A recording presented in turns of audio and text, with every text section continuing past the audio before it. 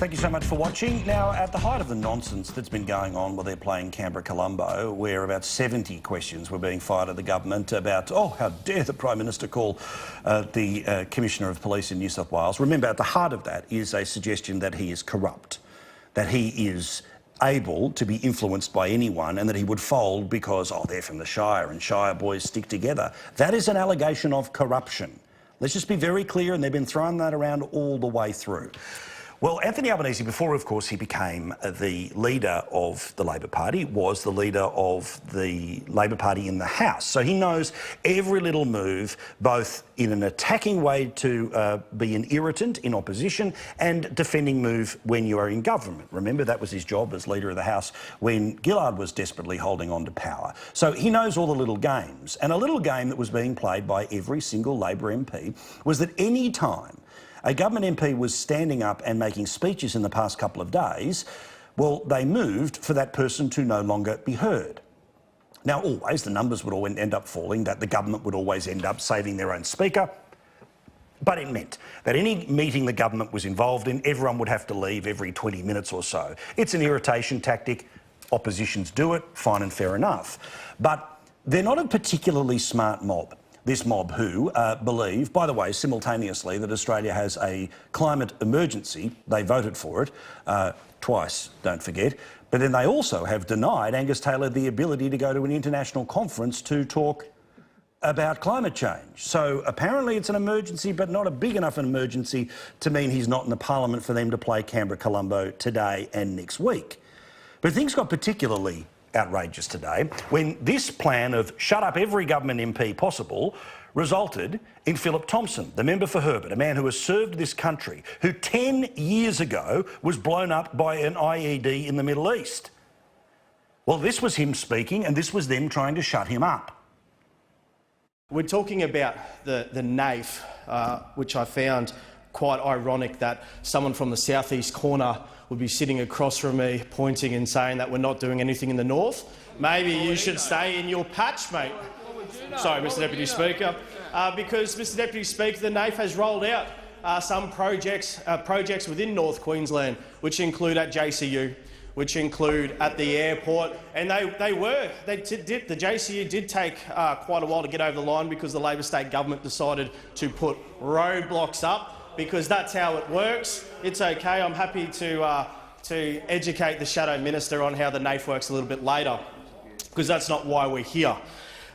We are here to talk about the Prime Minister's and Minister Chester's announcement, have announced that we would extend the eligibility. Member for Herbert will resume his seat.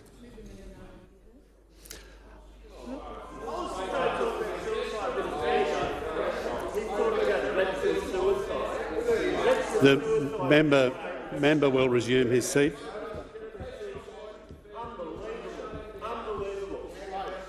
The motion has been moved that the member be no longer heard. So they didn't stand up when he was delivering the political hit. They stood up and shut him up the second he moved on to the Prime Minister and Veterans Affairs Minister, who had made announcements about, among other things, veterans' suicide. This is what happened after he got to speak again. Thank you, Mr Speaker and Mr Deputy Speaker. I am absolutely disgusted in the member for Greenway's actions to quieten me when I was clearly said I wanted to talk about veteran suicide. That's just inappropriate and disgusting. What you've just done, veteran suicide should be bipartisan. We should be working together, not for cheap political points. Why does this need to happen? We should be working together. And I will start by saying only three days ago, I get a phone call from a mate in Townsville. Another veteran, a friend of mine, had died by suicide only a couple of days ago. This is where people in this House should be working together, not running away. Working together. Veteran suicide and suicide prevention is all our business. All our business.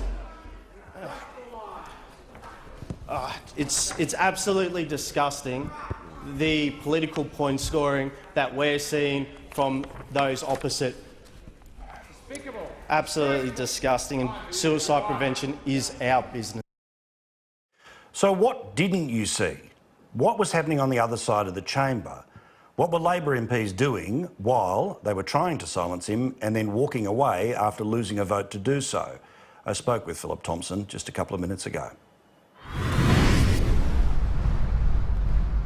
Yeah, so I was speaking on a bill around defence insurance and how it was going to help more people, especially in places like Townsville. But I also wanted to touch on veteran suicide, as it's extremely important, and by lowering the cost pressures, making it a bit easier for people to live. But I had to talk about the NAIF because the Shadow Minister for Veterans Affairs jumped up and didn't tell the truth.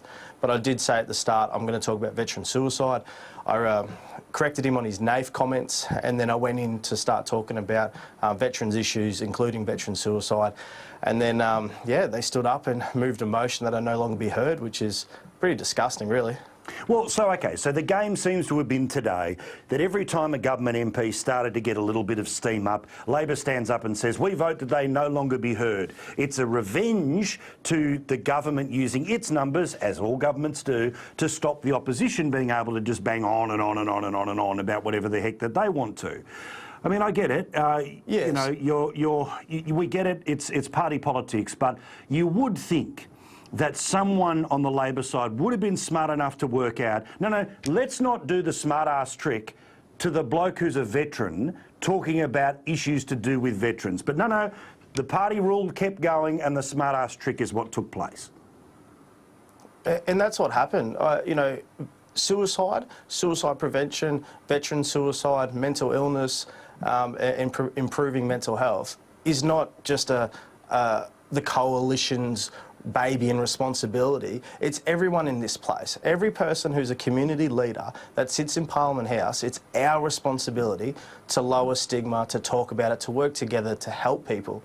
Now, all today did is create stigma around suicide prevention, because I'm talking about veteran suicide and I'm talking about a mate who died a couple of days ago from suicide, and that's what we're talking about. And they're playing games. This creates stigma. It makes people not want to talk about things like this, and I'm absolutely embarrassed for them. And I was angry at the start, but I'm actually upset with it. I just don't understand why they play political games with suicide. Well, because they expect, and I mean, you know this, but I'm just saying it to everyone else who's watching, they expect that the media wouldn't take notice. I mean, it's only after your colleagues, yourself, the Prime Minister started to talk about this that it forced the media to even recognise it. But as if any of that will turn up on the 6 p.m. news. None of that will turn up on in the entrails of what happened today in Canberra. But it matters because it shows that when they want to play a game, that it doesn't matter what the other person is talking about, it is irrelevant to them paying attention. Could you imagine if the government tried to do this on any of the identity politics issues that the left are obsessed with? But also, quite correctly, you say that veterans issues are not team red, team blue. They're team green and gold. Oh, they are, exactly. And I waited after I spoke. No one from the other side came over and spoke to me. I waited after question time. No one came over. One person came over, but Albo didn't come over. The leadership team, they don't care. They were laughing about it when they left. That's not how we should be working together. When I got extra time to continue to speak, I thanked the other side for affording me the time to continue talking about veteran suicide. Now, that's what we should be doing, working together, not punching each other in the nose around this. Leave the debates for other things. When it comes to mental illness and suicide prevention, we need to be working together, because what I saw today absolutely is embarrassing. Well, and it's a final example, or yet another example, about talk the talk, not walk the walk. They'll say the right things on Anzac Day, they'll stay shush on the 11th of November. If they come face to face with a veteran in the street, oh, well, yes, we've really got to do something about this. Well, they came face to face with a veteran in the Parliament today and they tried to cut you off. Yep, and it's it really makes me angry that they wear the "Are you okay" badges. They jump up on Suicide Prevention Day. They jump up to on Remembrance Day and Anzac Days and things like that. And then they're looking me down the eye with smiling on their face, laughing, couldn't care less. And only a couple of days ago, another veteran had died by suicide in Townsville, a mate of mine. They don't care. And yeah, I do expect that Albo to find where his spine should be located and apologise, not to me, but to the family that they just disrespected today. Just finally, let's show respect to your mate. Can you tell me a little bit about him? Sadly, his story ends a couple of days ago, but how did you know him? Well, I knew him through a friend of mine called Paul Warren, who lost his leg in Afghanistan through an IED blast that also killed Ben Renato, another friend of mine. And this guy, our mate, opened his house to Paul when he was going through his recovery in Brisbane and getting his surgeries and getting his leg looked after. Paul never met him before, but he opened his door, opened his house, opened his life to help him out. That's what he did. That's the kind of bloke he is. He's a mate's mate who looks after people, and they created a great friendship. And you know, we should remember the friendship, but also remember that if you aren't doing okay, please pick up the phone. Please, you can call my office anytime you want. You can email me, hit me up on Facebook. I'm here to help. Life is precious, and let's look after each other. He's a very good bloke and a fine Australian. Phillip Thompson is his name, is the member for Herbert. Here with James, with Nick and with Bronwyn. So let's